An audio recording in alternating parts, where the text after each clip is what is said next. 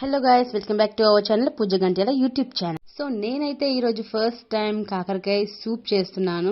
So ఇలా మా mummy చెప్పిన స్టైల్లో చేస్తే మాత్రం అస్సలు చేదు లేకుండా చాలా బాగుంటుంది. ఒకసారి ట్రై చేయండి.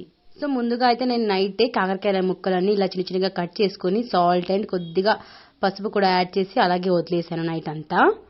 సో మార్నింగ్ ఇలా గట్టిగా కలుపుతూ వాటిలో ఉన్న రసం అంతా తీసేస్తే వాటిలో ఉన్న చేదంతా పోతుందన్నమాట.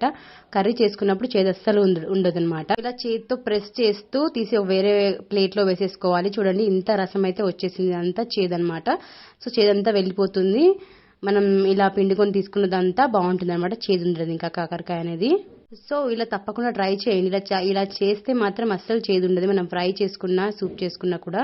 సో నెక్స్ట్ అయితే కడాయి పెట్టేసుకొని దాంట్లో కొద్దిగా నువ్వులు అయితే యాడ్ చేసుకుంటున్నాను. సో నువ్వులు యాడ్ చేసుకోవాలి అండ్ కొద్దిగా జీలకర్ర కూడా యాడ్ చేసుకోవాలి, ఒక 1 స్పూన్ వరకు బాగుంటుంది. అండ్ ఒక 2-3 ఎండుమిర్చి కూడా యాడ్ చేసుకొని అండ్ ఒక 10 అలా వరకు మెంతులు కూడా యాడ్ చేసుకొని కొన్ని పల్లీలు కూడా యాడ్ చేసేసుకోవాలి. ఇవన్నీ వేసుకొని కొంచెం దూరగా వేయించుకోవాలి, బాగుంటుంది మనం సూప్ చేసుకున్నప్పుడు. ఇలా గ్రేవీ కొంచెం చిక్కగా కావాలి అనుకున్నప్పుడు సో ఇలా నువ్వులు యాడ్ చేసుకొని మిక్సీ చేసి అందులో యాడ్ చేస్తే సూప్ అనేది కొంచెం చిక్కగా వస్తుంది, బాగుంటుంది అనమాట. సో వీటిని అయితే ఇలా కొంచెం దూరగా వేయించి తీసేసుకోవాలి. చల్లారిన తర్వాత మిక్సీ చేసి పక్కన పెట్టేసుకోవాలి. సో నెక్స్ట్ అదే కడాయిలో కొంచెం రిఫైన్డ్ ఆయిల్ యాడ్ చేసుకోవాలి. మనం కాకరకాయ ఫ్రై చేసుకోవడానికి అయితే కొద్దిగా యాడ్ చేసేసుకొని వాటిని అంతా ఫ్రై చేసుకోవాలి. కొంచెం కలర్ మారేంత వరకు ఫ్రై చేసుకుంటే సరిపోతుంది అనమాట. మధ్య మధ్యలో కలుపుతూ చెక్ చేసుకోవాలి, అలాగే వదిలేయకూడదు.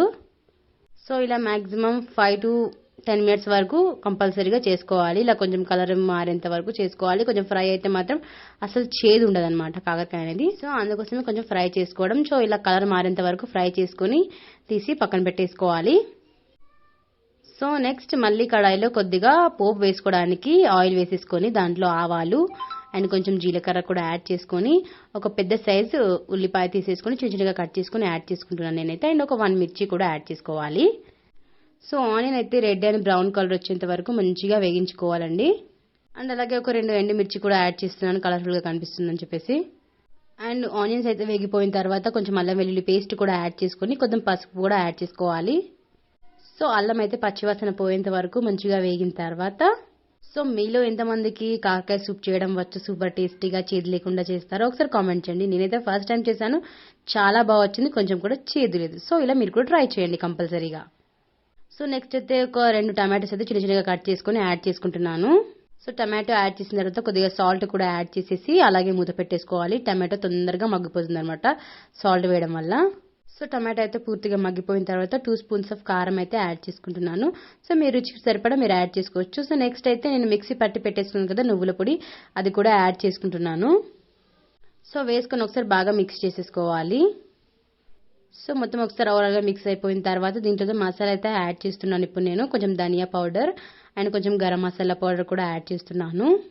సో మసాలా అంతా మిక్స్ అయిపోయిన తర్వాత ఒకసారి కలిపేసుకొని కాకరకాయ ముక్కలను అయితే యాడ్ చేసేసుకోవాలి. మనం ఫ్రై చేసి పెట్టుకున్నాం కదా ఇందాక, వాటిని అయితే యాడ్ చేసుకొని మొత్తం మసాలా అంతా వాటికి పట్టేటట్టు బాగా కలిపేసుకోవాలి. ఒకసారి ఒక 2 or 3 minutes తర్వాత కొంచెం చింతపండు రసం కూడా యాడ్ చేసుకుంటున్నాను. మంచిగా టేస్ట్ ఉంటుంది, పుల్ల పుల్లగా వస్తుంది కాబట్టి. సో కొద్దిగా అయితే చింతపండు రసం అయితే యాడ్ చేసుకోవాలి. సో చింతపండు రసం అయితే యాడ్ చేసుకున్న తర్వాత ఒక 5 or 10 minutes మంచి బాగా మరిగిపోయిన తర్వాత కొంచెం ఆమ్చూర్ పౌడర్ అయితే యాడ్ చేస్తున్నాను.